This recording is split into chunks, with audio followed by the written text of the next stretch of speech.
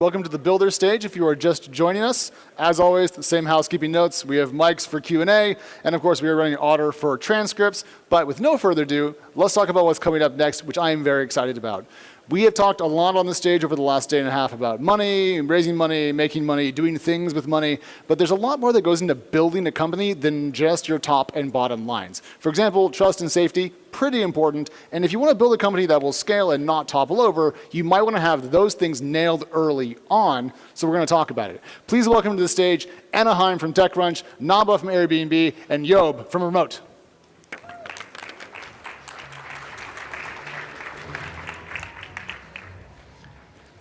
Hello. So as many of you know, one of the hardest things as a founder is probably to choose what to prioritize. You know there are things you'll need eventually, but the problem is when and which ones. So that's why it's great to hear from companies that are further along in their journey, because they know what paid off. They know what they wish they had done sooner. And that's the conversation I want to have today with Naba and Job. So Naba, you actually had an announcement this morning from Airbnb that is going to have verified listings in 5 markets, summing it up. But the question I have for you is, do you wish you had done this sooner? That's a great question. It's important to remember that Brian and Joe started Airbnb with an air mattress in their living room in Rausch Street. And at that time, and again, quick show of hands, how many of you here in this room are startup founders? Wow, that's a lot. And so when you ask yourselves, like, which is your trust and safety team, probably many of you are your trust and safety team.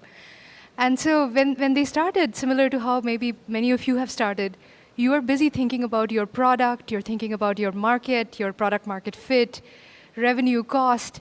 It's hard to think at that time about what could go wrong. But we are in the business of belonging and connection. And belonging and connection as a purpose of the company cannot exist without trust.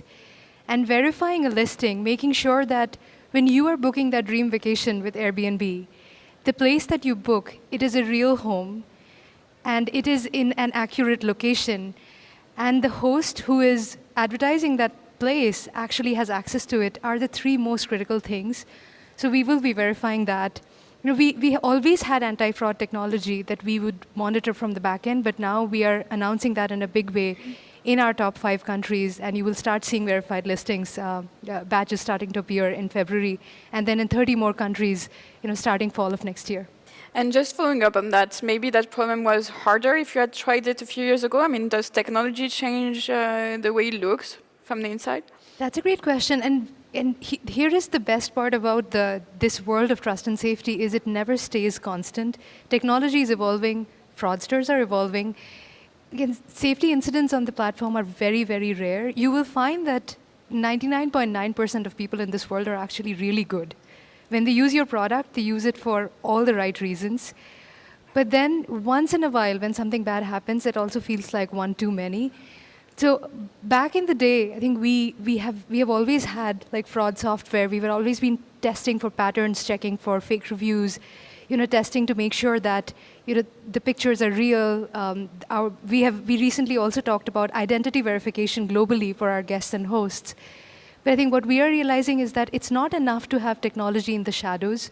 We actually need to make sure that in order to truly build trust between the users of your product as well as in a marketplace, your sellers and your buyers, your hosts and your guests, have something very visible, very tangible that they can touch and feel in order to build that trust. And so verified listings is that opportunity. More than the technology behind the scenes, it's the visceral feeling that you know that you're actually going to take a live picture through your app to make sure that the GPS location is verified of the listing that you're publishing. Yeah, that's GPS-based, right? Yeah. Mm-hmm.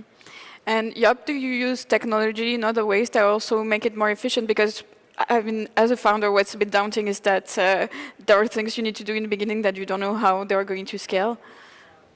I mean, for us, if you're thinking about these kind of subjects, we started out not using any technology, very much like Naba was saying in the very beginning of when we started our business. Everything was done by hand, and we were our own verification and operations team. And but the way we built our company was specifically so that, and the whole thesis upon which we founded the company was that if we do a really good job and we can control all factors, or at least we have all factors in-house that allow us to deliver our service, then over time we'll be able to automate things. And how do we automate things? We use tools like machine learning and sometimes very simple things. And to us, that ultimately makes the business very, very scalable. But for us, it was mostly just focusing on what causes the most pain to our internal operations teams, or what causes the greatest headaches or the most amount of time. And let's try to fix that above everything else, ruthlessly prioritize, and then go from there. And I guess maybe I was naive, but I guess when we started, I wasn't expecting that remote jobs would become such a scam, for instance, and also for false candidates. I mean, it's on both sides, so that's a bit scary, right? Is there any AI involved in this type of frauds? The fact that there's people having multiple jobs? No, not that. That's another topic. No, the fact that people are advertising jobs that don't exist or companies that don't exist.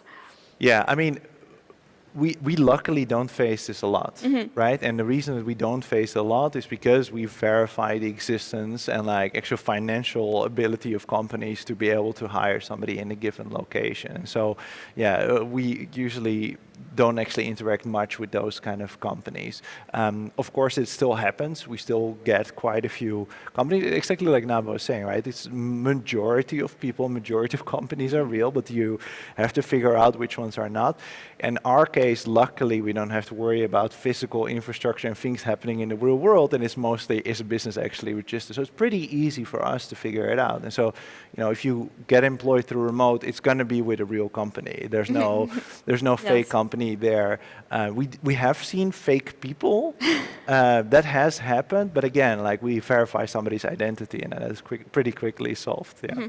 Right. I guess one of the issues, even at the size of Airbnb, you said there's little fraud, so you don't have that much data to train ML on. And as a startup, of course, you don't have that size of data sets. And I think one of the way you do it is look at good data. Is that what you say? Good behavior? I was curious how you would recommend for a startup to train their ML system. Oh, thank you. That's a really good question. See, for a startup, I would actually recommend, and even if you're not a startup, like AI for the sake of using AI is never a good idea. I think if you start off with your why, like why are you here? Why are you doing what you're doing in the first place? A great example, and for those of you who have read CNBC, you'll probably see my name in the headline as Airbnb's official party pooper. But the story there is really interesting. Like when the pandemic first started, we actually found that people started to throw unauthorized parties using Airbnb because bars and hotels had shut down. And we didn't really know how to solve the problem right away, but we started looking at the data that was available, and it was not that many because these parties were far and few in between. But when they did happen, it broke trust with our hosts who had opened their homes up to strangers. So when we looked at all of these party incidents, we started finding some common patterns. It was usually a really young user booking an entire home for one night. You know, during a party weekend, you know, they had probably just created their account, had no history on the platform. It was a last-minute booking.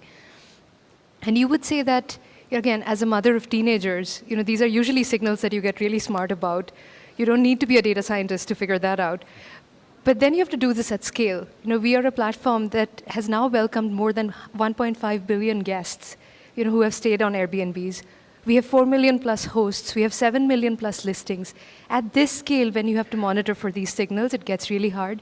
But we didn't start with machine learning. We just looked at, you know, over a period of a year, all of the incidents that had happened and what were the common factors. And once we found those factors, we actually built a simple heuristic, a rule, to say that anytime we see, you know, someone under 25 booking a listing really close by for one night during a holiday weekend, let's redirect that listing to a hotel or a private room. But over time, people got smarter. They started bypassing. They would get an older friend to book. Instead of booking for one night, they would book for 3 nights. And that's the name of the game. And that's when we started replacing with machine learning. But then to Anna's point, machine learning is as good as the data. And often, sometimes for these kinds of cases, for trust and safety cases, you have very little data. But we flipped this problem on its head. We actually have a lot of data about our good users.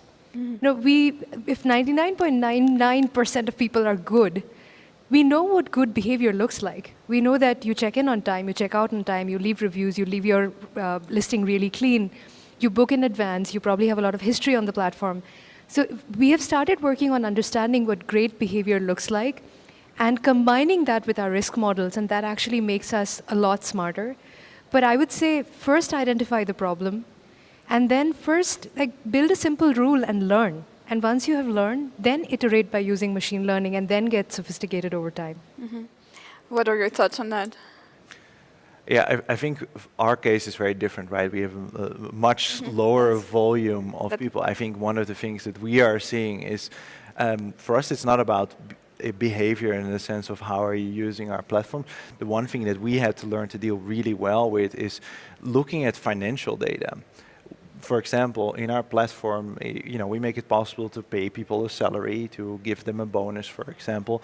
And one of the things we learned very early on is that if you are a normal employee or a normal employer, you're likely to give somebody a bonus at some point, and that bonus will be anywhere between, let's say, 5% to maybe 100% of your annual salary in extreme cases.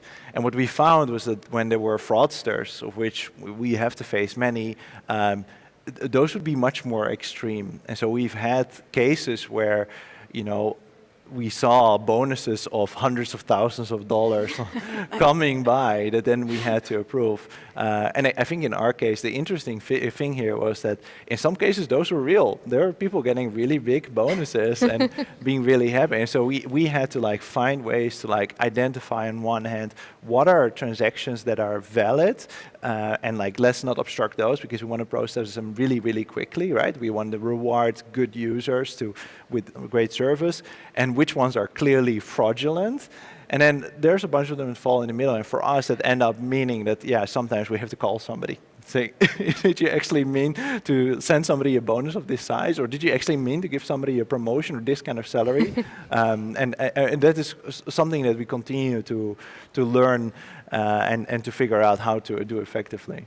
And did you wait for these problems to happen to realize that it would be an issue, or did you anticipate some of these? I mean, it would be great if I had anticipated it, but the honest reality is, no, we hadn't anticipated how quickly it was. I think one of the things that we learned really quickly was anytime we would make a change in our system that would either cut out fraudulent users or make it easier for new customers to come in, that would immediately try to be exploited by somebody.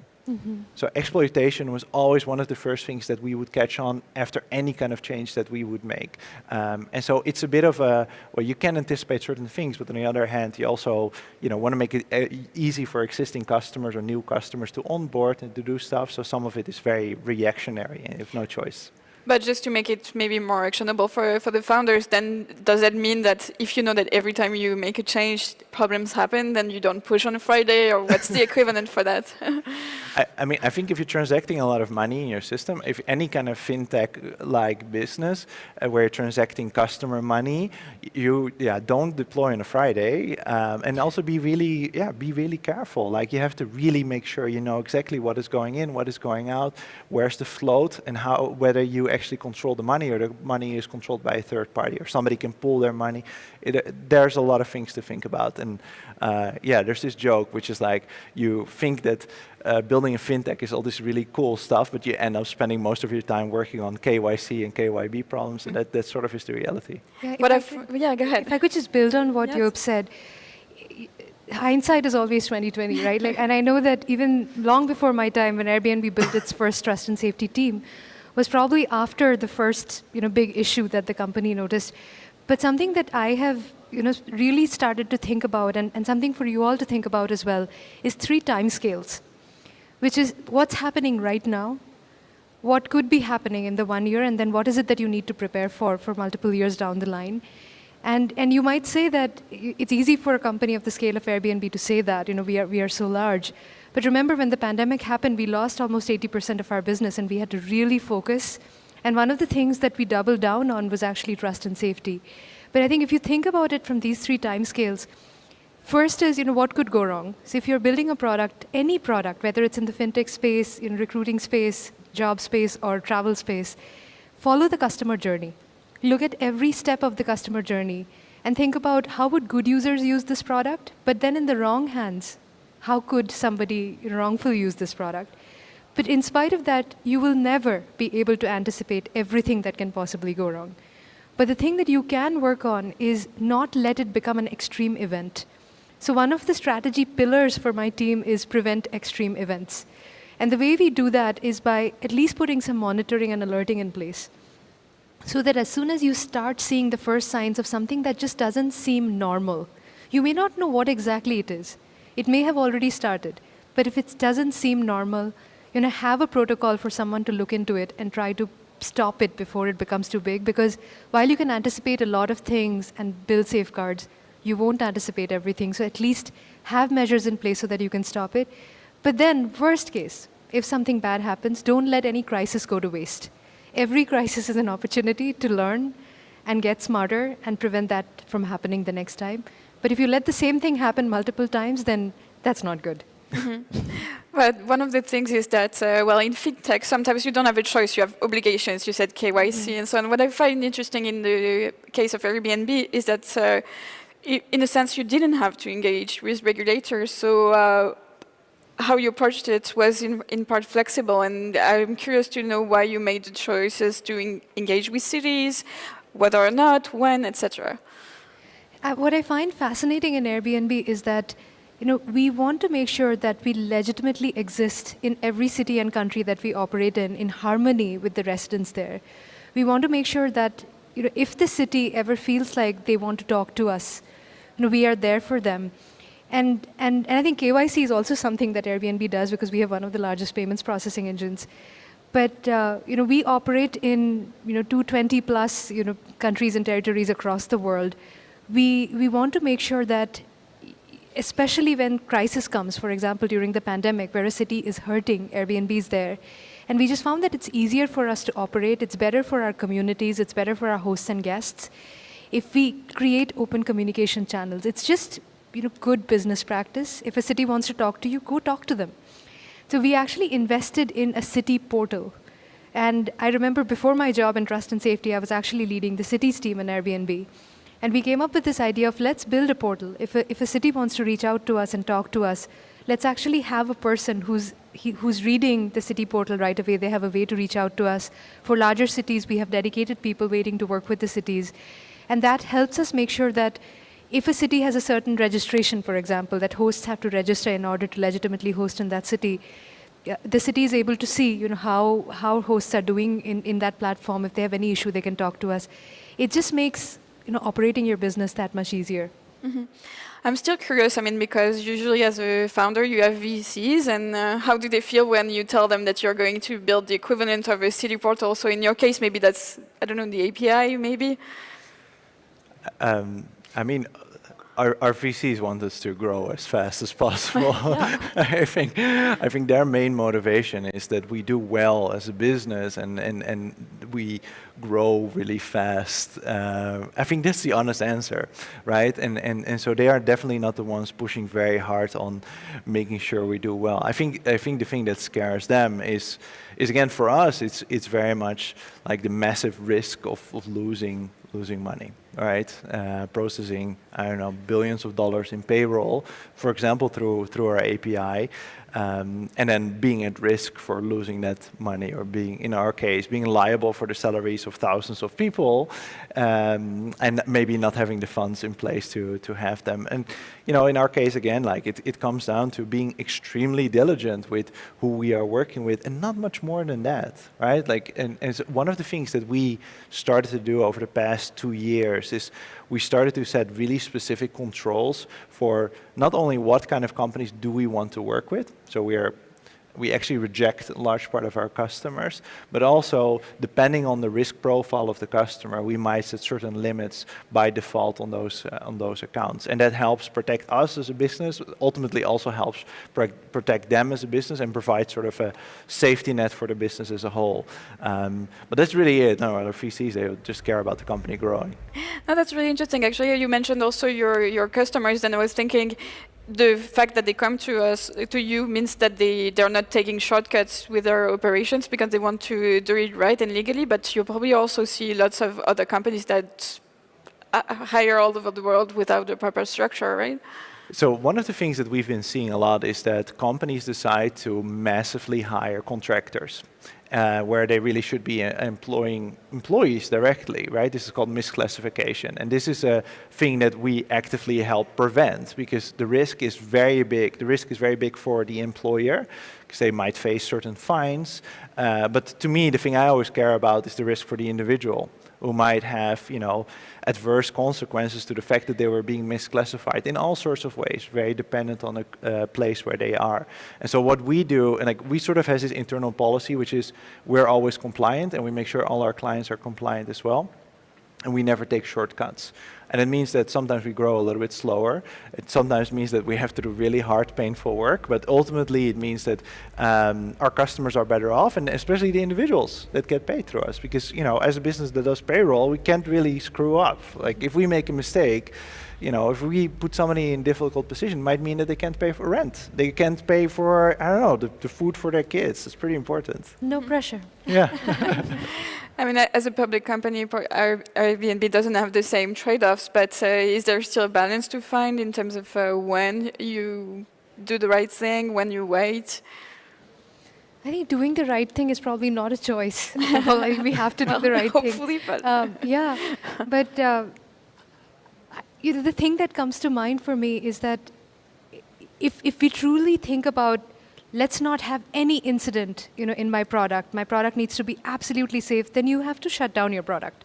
It doesn't work that way. I think you always have some amount of risk, especially in a marketplace product where you have buyers, sellers, you have hosts, guests. You are always exposing yourself to some amount of risk.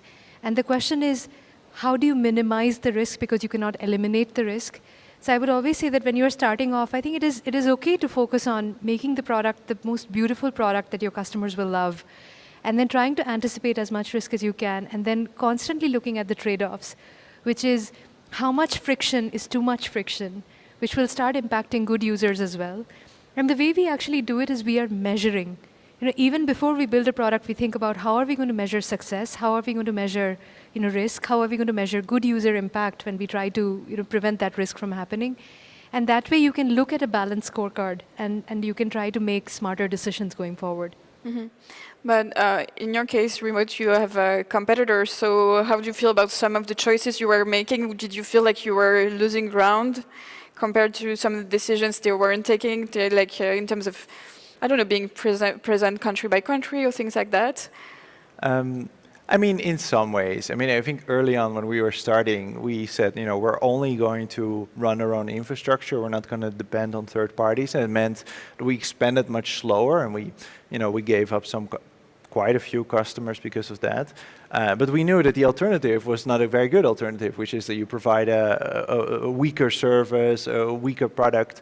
And ultimately, I think if you build a company, and if you start to think about building a product, should you care about whether you make a lot of revenue as quickly as possible, or should you care about building a great product? And I think we always chose for building a really great product that really served our customers. And I think if you have a really firm belief in your strategy and your vision, and you're willing to do things long term, then it's okay to give up on the short term. Mm-hmm. And this is something we continue to do today. I still think that for us, it still feels really early on. It still feels like day one. We're making a lot of long-term investments, and those will pay off eventually, even though I sometimes have to hold my breath for longer than I wanted to. But for sure, we gave some up early on. But again, I don't regret any of it. And when did you start feeling that it was paying off? Did you have to wait a long time for that sensation? Yeah, for some things it took until now, or still waiting for it. But in quite, I think over the last 2 years or so, we've been only doing business for 3 years. But it took at least a year for some of these bets to start paying off, and some of them only pay off now. So it took several years. We built a company 4.5 years ago. first sale 3 years ago. So yeah, it took quite a while, and really painful, really painful. But by now it does feel like, oh, we made the right decision, because the business runs exactly as we hoped it would be, which is we have everything in control. There's no fires, and our customers are exceptionally happy. I think that's the best place you can be as a business. Naba, I think you have an interesting perspective because you joined Airbnb as an outsider. So how did you find things? Were you glad that some decisions were made before you joined? Were there some urgent decisions to make? Yeah, no, actually, I would love an audience poll to actually answer your question a little bit. How many of you have used Airbnb? Okay, lots of hands, lots of hands. How many of you used Airbnb 10 years ago? That's what I'm talking about. Like, this is the journey, this is the scale. So I joined Airbnb 4 years ago, and if I was sitting in the audience and answering this question, my hand wouldn't have gone up either. 10 years ago, why? Even 4 years ago. But now, this is basically trust. This is over time. The long-term investments that were probably made 10 years ago, 12 years ago are paying off now, because of which we have so many more users using the platform now. Even after I joined and we rolled out 100% identity verification, I think all of you would feel better knowing that the person that I'm going to interact with in Airbnb, the host that is going to check me in, is a real person, has been verified by Airbnb. Or the listing that I'm going to stay on is a verified listing. But it does add friction. Like if I ask you to upload a government ID, take a selfie, if I use AI to detect pictures of the listing, ask you to take a live capture of that listing, you might be in New York and your listing is in San Francisco. We have come up with ways for you to still do that. It is a lot of friction. But imagine the guests and the hosts using the platform. Once they know that this due diligence has been done, it increases that much more trust. And we may be one of the very few travel platforms that's doing this amount of due diligence. And so I think that in my mind, it is not a choice. It is the cost of actually sustainably succeeding in this industry. And it may lead to some short-term pain, but it leads to long-term trust building. Mm-hmm.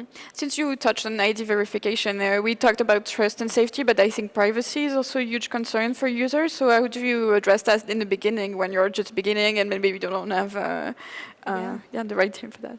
I think something that I have really learned in my time at Airbnb is, we have our chief privacy officer, a dedicated privacy team. We have also invested in, during the early times of Airbnb, in our dedicated anti-discrimination team. Again, these don't have to be large teams, but there are probably some common sense principles to be followed, which is, there's a lot of AI being used, and even before LLMs and generative AI became such a cool thing and everyone's talking about it, we have been using AI and ML for a really long time. We have to be really careful about the data set that's being used to train these AI models. But I think where our privacy principles come in is we make sure that there are 4 principles that we are constantly following, and no matter what your size is, these are evergreen principles, which is the principle of transparency.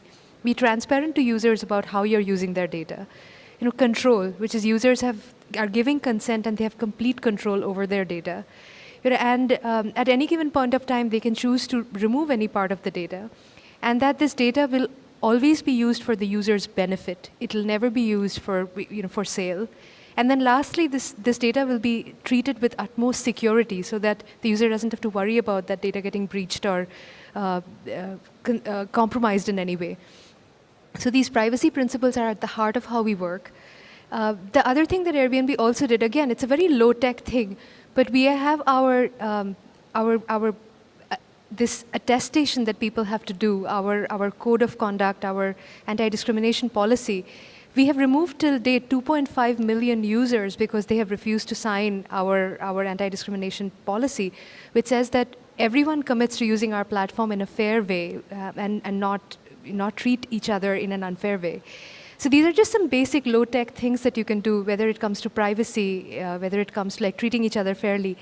And then what we have also been investing in is technology, not necessarily AI-based, to constantly measure bias or measure the impact of the models and the systems that we are building, through our anti-discrimination team, so that, because we are running blind if we don't know about the technology that we build may seem great, but is that having any unintended consequences is really important to understand. So I think whether it's anti-discrimination and equity, privacy, as well as just treating each other fairly. These are things that doesn't require a huge team, doesn't require a lot of investment. It requires some firm principles and frameworks that you can implement from the get-go. Yeah, I think it's important for people who are much earlier in their journey to hear that. And now I want to open the floor for questions. We have mics in the audience, so you just need to go there and ask your questions, please. Can't see anything.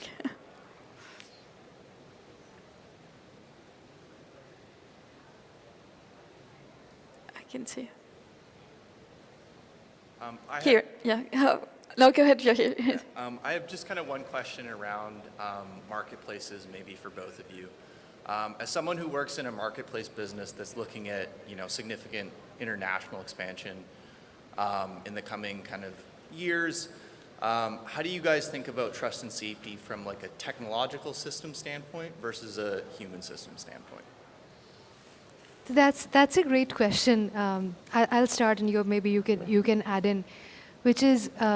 Airbnb is a global company. We are operating in all countries out there, and what we have done is, at least on the fraud side, what I find is that the work that we do, if you follow the entire customer journey, during account creation, we are doing bot detection. We are looking at ATO prevention. We are doing verified listings. We are going to start with 5 countries, then we are going to expand to 30, and then go worldwide. Identity verification, we are looking at it globally.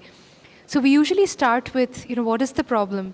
Does this problem have unique flavors depending on whether it's in the United States or global? Or can this be universally solved? And what we find is that, certain parts of trust and safety, you can pretty much build one solution and then scale it. But some cases, for example, the party problem, you actually have a very, like Australia, US, Canada, these tend to be more of a high party risk countries rather than countries in Asia.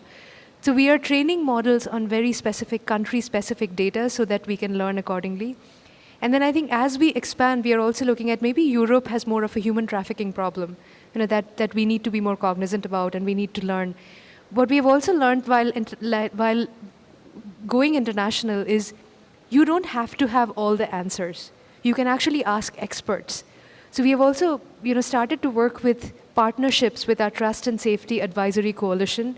So there are companies like Deliver Fund, International Center, Polaris, that are actually advising us on Airbnb as you keep expanding globally. These are the things to watch out for in these specific countries. And I think that has helped us quite a bit.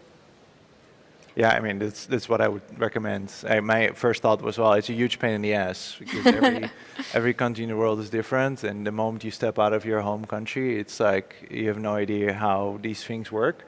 Even for us, we do simple things. We do things like background checks and such, but there's no international database for background checks. It's like, no, there's like 195 databases of background checks, and there's no one provider that indexes all of them. And so, I don't know, I always feel like our secret to expanding everywhere was just blood, sweat, and tears, and not much more than that. And yeah, you just have to suffer through it, sort of. Yeah, and be curious. Like, identity verification around the globe, all these different IDs, all these different regulations, it is not easy. And I think I forgot the name of that Japanese principle where you just like accept it. Take a deep breath, accept it, and then just like keep going. Awesome, thank you. Yes. Sorry, we can't hear you. We'll take a question from the mic, please. Go ahead. Hi, David here with Homer. Quick question. Everybody has heard this. There's a lot of founders in the room. Move fast and break things. But in marketplace startups, that doesn't really work because the moment you don't have trust, the marketplace doesn't move, and you have to always do the right thing. So how do you look at a seed and Series A startup and say, these are the top 3 things you should look at when it comes to trust and safety? Because you just don't have the capital nor the time to build the AI algorithm to predict when your maid is not going to show up. So how do you manage that at the earliest stages?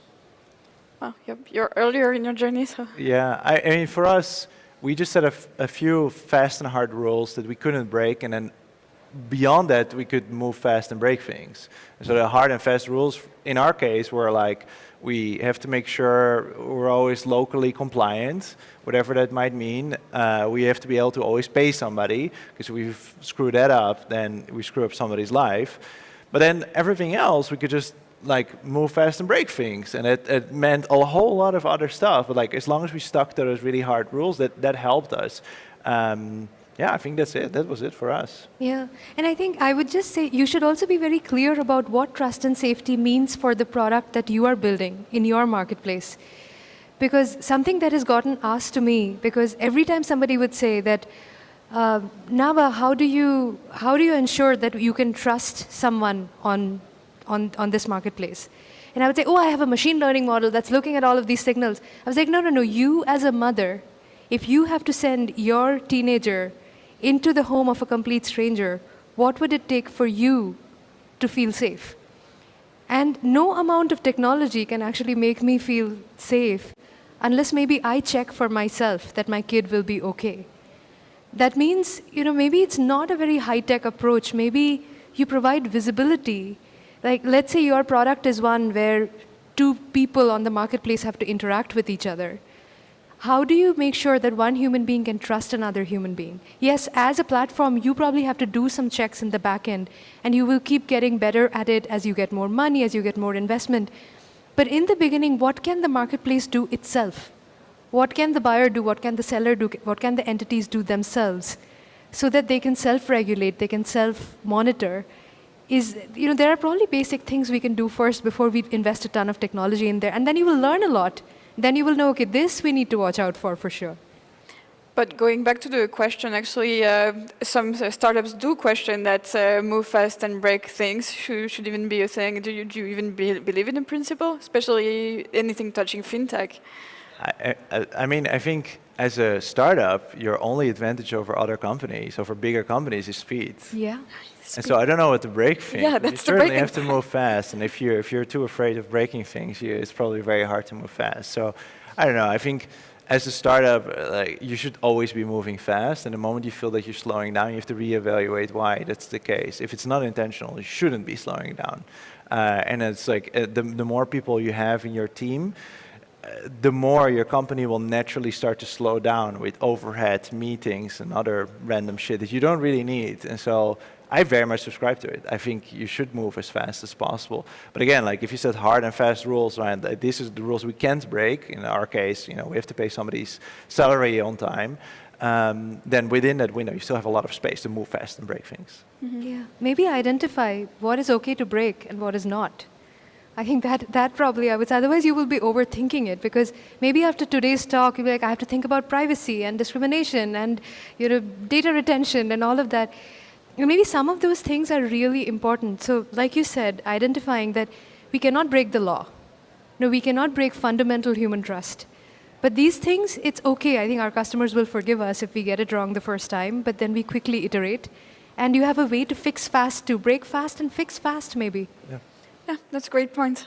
And I guess one of the important things we mentioned also in this panel is that you're not going to build your entire operations for day one. So what you need to do is mainly to build the foundations that you'll need eventually for your business. Yeah, and you will never be done. You will keep working on it forever and ever, and that's the fun part. Speaking of not being done, you're going to be on stage, I think on a set stage at 3:30 if you want more of Yup. So please thank very much. Bye. Thank you. Thank you. Thank you.